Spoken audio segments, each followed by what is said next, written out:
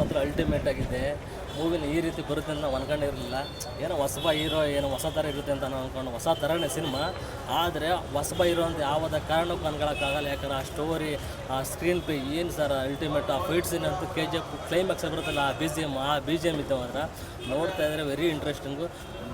ಏನೇ ಆಗಲಿ ಒಳ್ಳೆ ಯೂತ್ ಬಂದು ನೋಡುವಂಥ ಸಿನಿಮಾ ಇದು.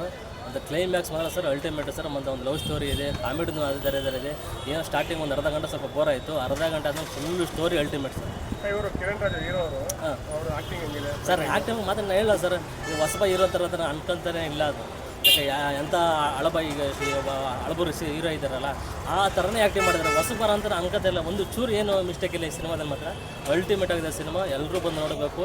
ಪ್ರತಿಯೊಬ್ಬ ಏನು ಒಬ್ಬ ಯೂತು ಮುಂದೆ ಏನು ಆಗಬೇಕು ಅಂತ ಅನ್ಕೊಂಡ್ರೆ ಅದಕ್ಕೆ ಒಂದು ಉದಾಹರಣೆ ಇದೆ ಇದರಲ್ಲಿ.